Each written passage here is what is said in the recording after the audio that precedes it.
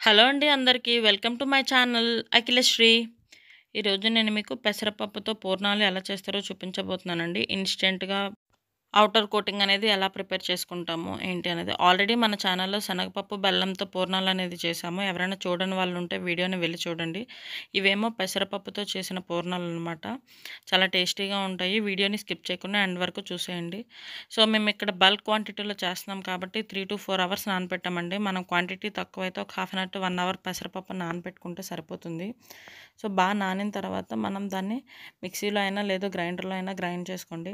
కానీ పెసరపప్పులో కొంచెం తక్కువ వాటర్ అనేది వేసుకొని రవ్వగా అయిన వెంటనే తీసేయండి. మరీ మెత్తగా ఏం గ్రైండ్ అవ్వవసరం లేదు. కొంచెం రవ్వగానే తీసేసుకుంటే పూర్ణం అనేది వేసిన తర్వాత పొడి పొడిగా వస్తుంది. ముద్దలా రాకుండా చాలా బాగుంటుంది అలా.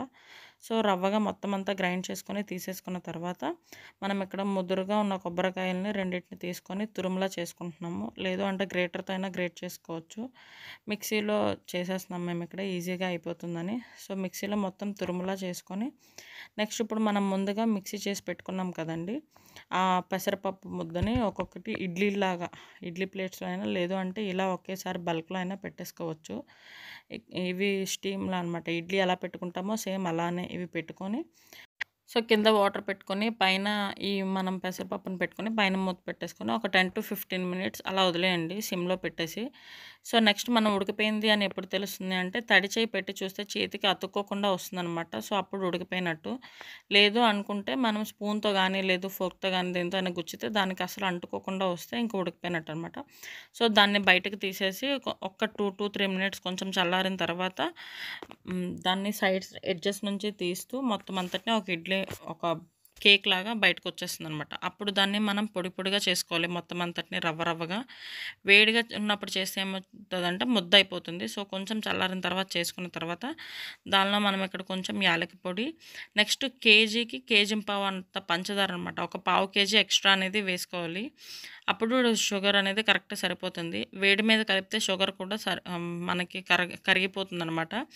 సో, మొత్తం అంతా యూనిఫామ్‌గా మిక్స్ చేసుకొని టేస్ట్ చూసుకోండి. కొంచెం తియ్యగా ఉంటే సరిపోయినట్టనమాట. అప్పుడు మొత్తం అంతా యూనిఫామ్‌గా మిక్స్ చేసుకొని ఒక పక్కకు పెట్టేసుకోండి.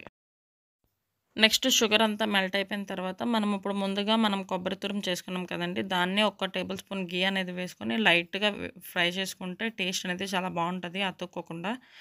సో, అదంతా ఇందులో మళ్ళీ కలిపేసుకోండి మొత్తం కొబ్బరి తురుముని. మేము ఇక్కడ 2 కేజీల పెసరపప్పుకి చేస్తున్నాం కాబట్టి 2 కొబ్బరికాయలు తీసుకున్నాము. మీరు కొంచెమే చేస్తారు కాబట్టి కొంచెం కొబ్బరికాయ మీకు సరిపోయేటట్టు చూసుకొని తీసుకోండి. నెక్స్ట్ అందులోనే ఒక పావు కేజీ అంత జీడిపప్పుని చిన్న చిన్న ముక్కలుగా కట్ చేసుకొని వేసుకున్నాము. మధ్యలో తగులుతూ ఉంటే బావుంటాయని. నెక్స్ట్ మొత్తం షుగరు అంతా ఏసుకొని కలిపేసుకున్న తర్వాత చిన్న చిన్న బాల్స్‌గా చేసుకోండి. మీకు నచ్చిన సైజెస్‌లో. కానీ ఆ ఉండ అనేది కరెక్ట్‌గా రావాలండి. ప్రెస్ చేస్తూ చేసుకోవాలి వీడియోలో చూపిస్తున్న విధంగా. సో, అప్పుడు ఉండ అనేది ఇరిగిపోకుండా వస్తూ ఉంటుందనమాట.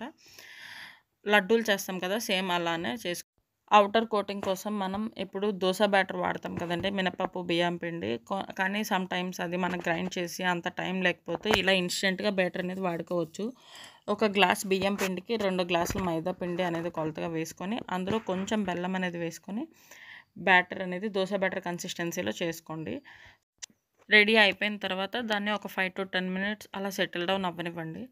నెక్స్ట్ ఇప్పుడు మనం డీప్ ఫ్రైకి సరిపడా ఆయిల్ పెట్టుకొని, మనం ముందుగా తయారు చేసుకున్న పెసరపప్పు పూర్ణం బాల్స్‌ని ఈ దోస బ్యాటర్‌లో ముంచి ఒక్కొక్కటిగా వేసుకోండి. మరీ పలచగా అయిపోతే మాత్రం పూర్ణం చీరేసి మొత్తం ఆయిల్ అంతా పాడవుతుంది. సో, దోస బ్యాటర్ కన్సిస్టెన్సీ కొంచెం థిక్‌గానే ఉండాలి. అంతేనండి. ఎంతో టేస్టీగా ఉండే పెసరపప్పు పూర్ణాలు అనేవి రెడీ అయిపోతాయి. మీకు గనుక ఈ వీడియో నచ్చితే లైక్ చేయండి.